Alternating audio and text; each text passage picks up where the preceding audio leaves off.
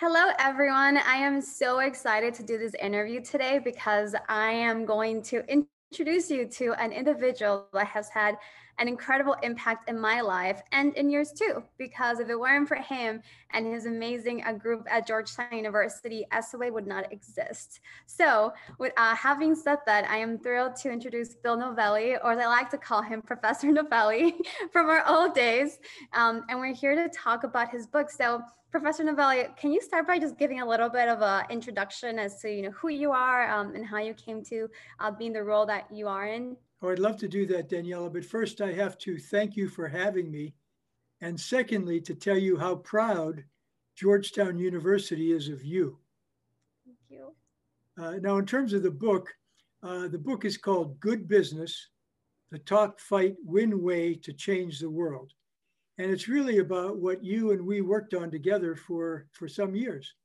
It's really about three things. Number one, wherever you are, if you're starting out in your career, you're in mid-career, you're retired, wherever you may be in whatever organization, you can make a real positive social difference.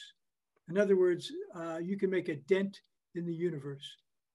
And the second thing, and I think you may have seen this or are seeing it, more and more companies are figuring out their sweet spot, which is to combine making financial success for their stockholders by creating success for the rest of us, for society, for their employees, for their customers, for everybody that is part of their stakeholder society.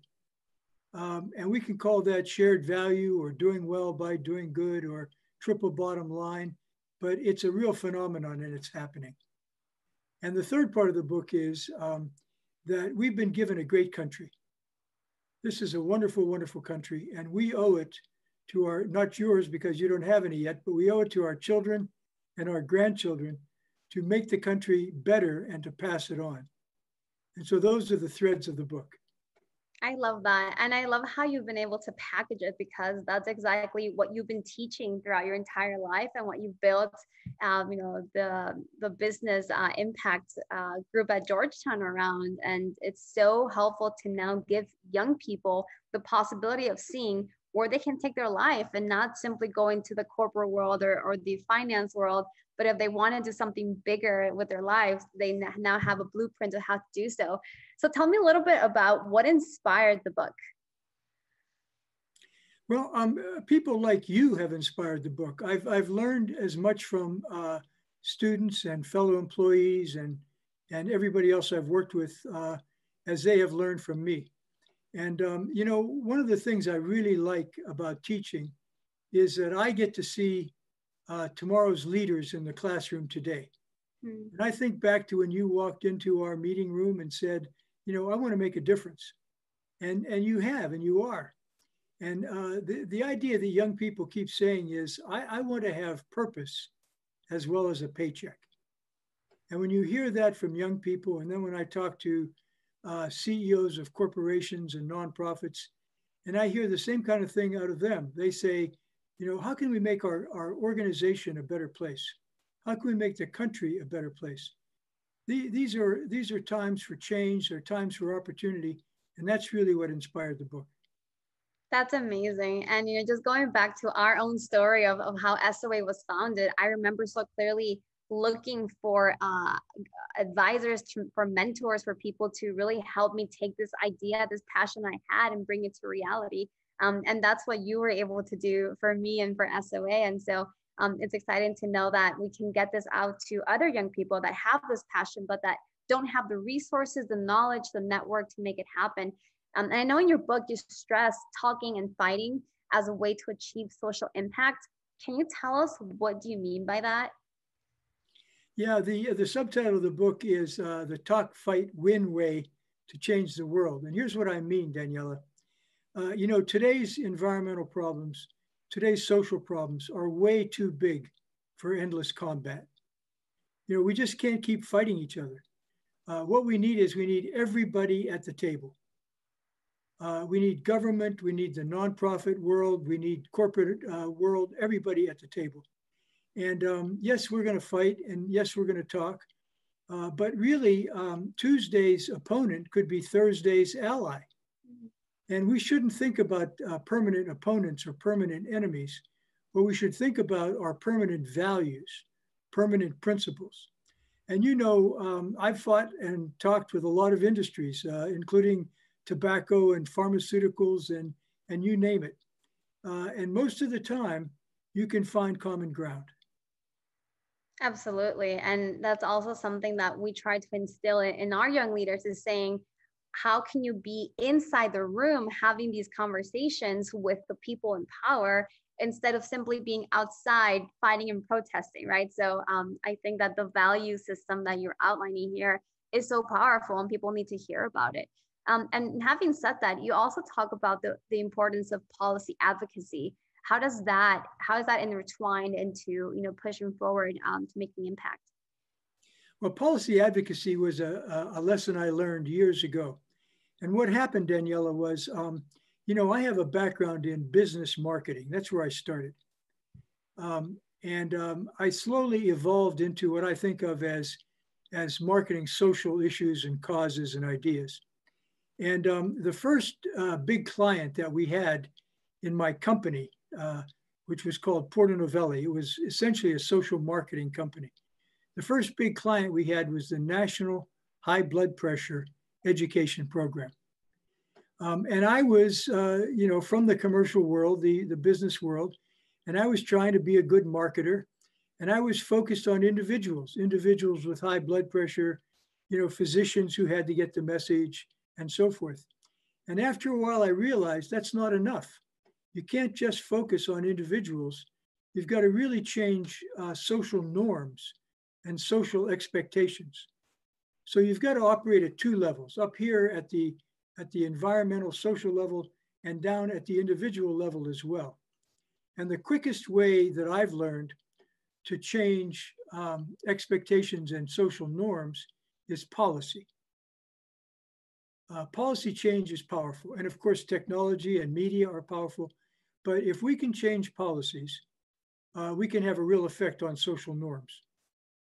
That makes sense. And I feel as if a lot of young people nowadays have been so disillusioned by our policy or space and the politics around it, that I hope that part of, you know, the knowledge from this book that comes out of is making that a priority and being informed and being knowledgeable and also participating, because it matters on the local level and, like you said, you know, on a systematic level for us to actually make change.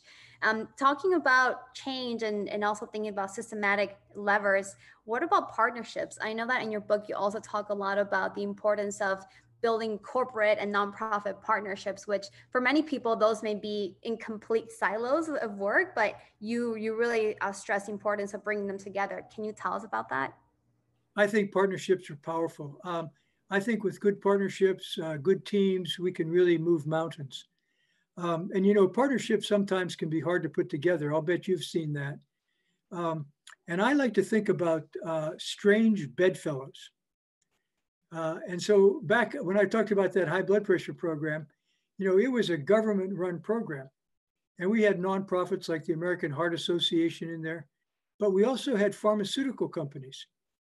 And those pharmaceutical companies, they were good participants because they had enlightened self-interest.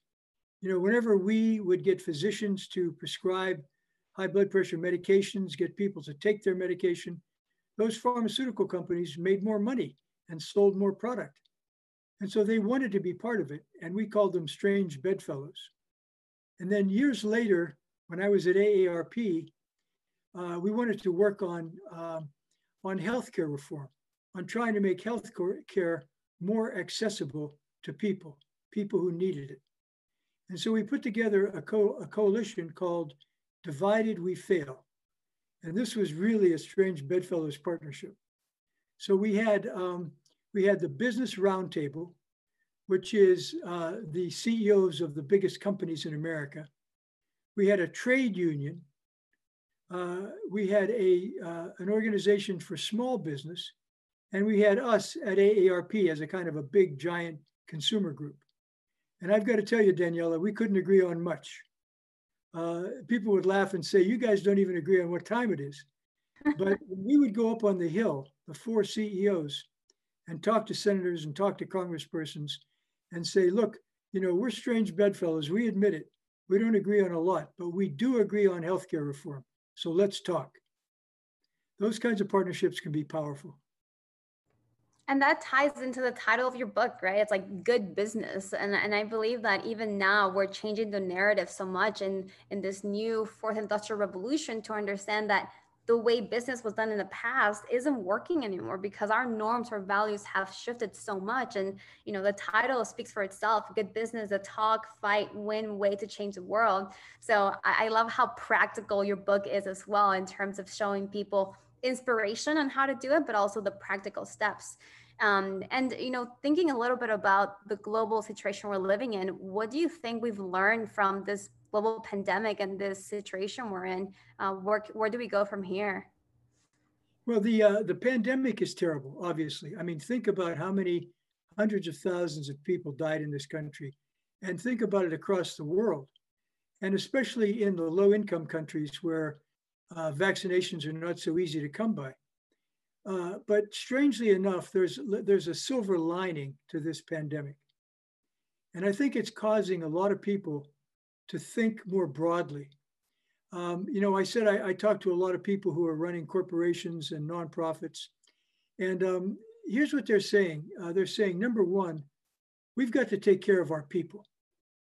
Now, yes, there are layoffs if you're in the hotel business or the food industry. These are tough times. But for the most part, these organizations are trying to think more broadly. They're saying we need to take care of our own. We need to take care of the communities where we work. And they're also saying, how can we be a better company, a better organization? And then they go a step further and they say, how can we be a better country? And when they get to that stage, that's a silver lining. That makes a lot of sense. And also I think the other aspect of that is adding urgency to the situation, right?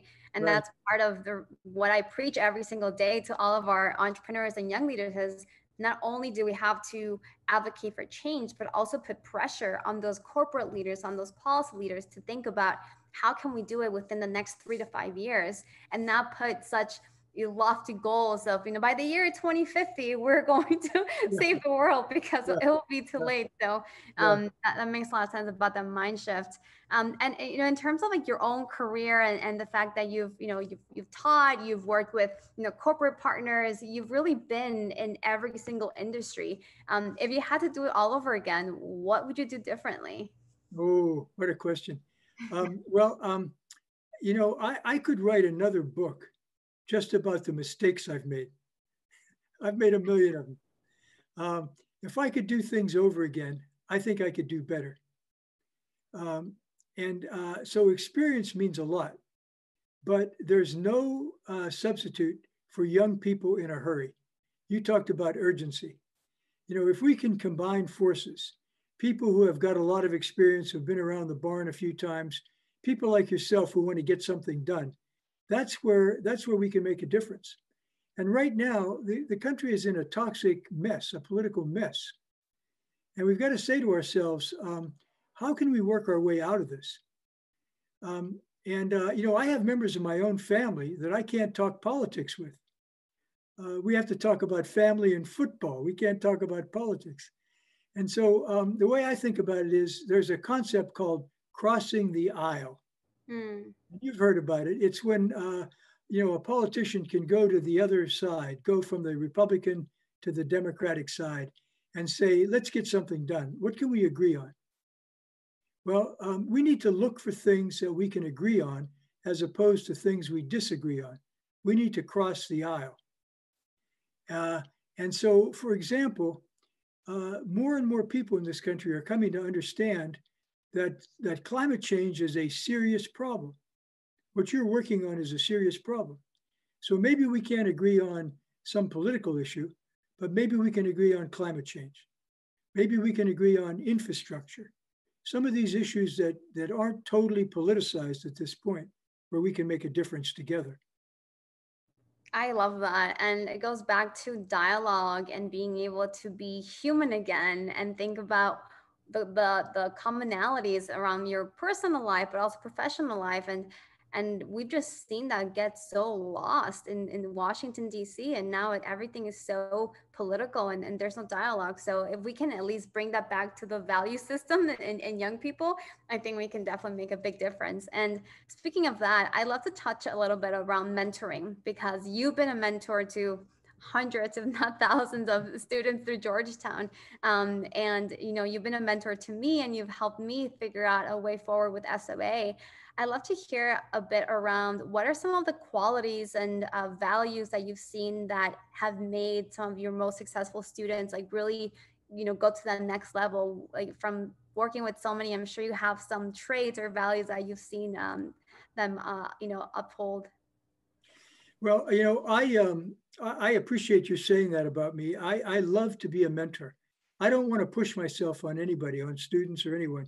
So it's not like I would call Daniela Fernandez and say, "Hey, can I mentor you?" It's not that way. I like it to be informal, and I like to listen. I like to hear what young people have to say and where they want to go. And it's interesting when you listen. And you may have heard this yourself.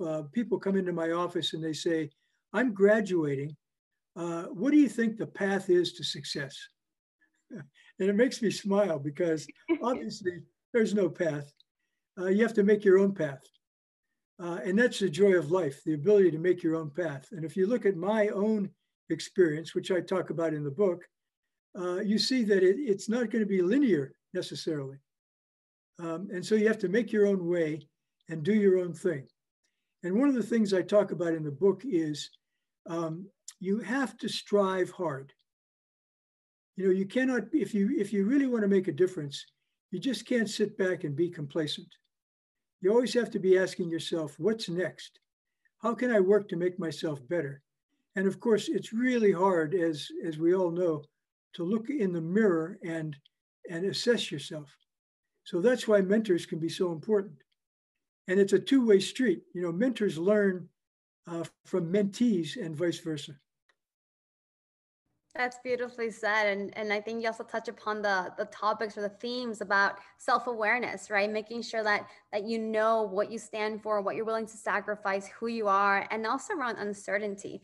Because I remember that, part of my experience at Georgetown was, although I had this vision, I also was very worried and afraid of what the future will hold, because I didn't really know what would happen. I wanted to build SOA, and I knew that I had the network built, and I had everything, underway. But when you don't know where you're headed, if you don't have the support system, it's so difficult. And the Georgetown Social Enterprise Initiative, at least back when you guys are called that, it was that transition period for me, right? If it weren't for all of you, I wouldn't have had the ability to then go off and raise money for SOA. So, so Daniela, you're telling me something I didn't know.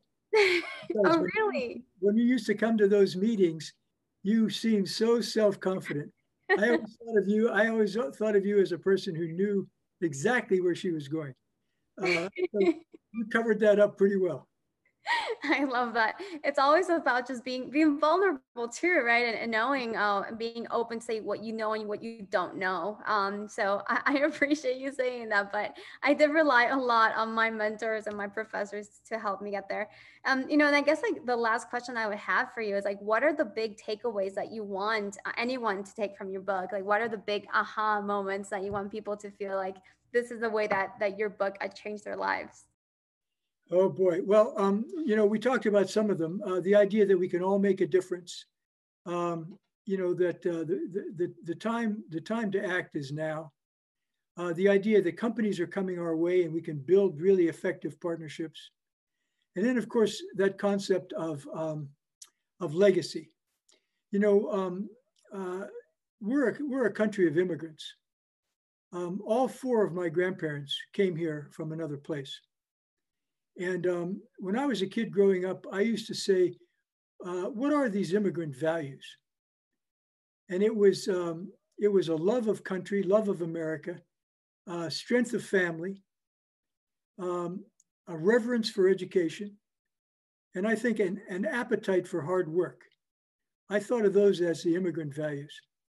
And I have grandchildren now, and I think to myself, what can I teach these kids, these grandkids who have so much?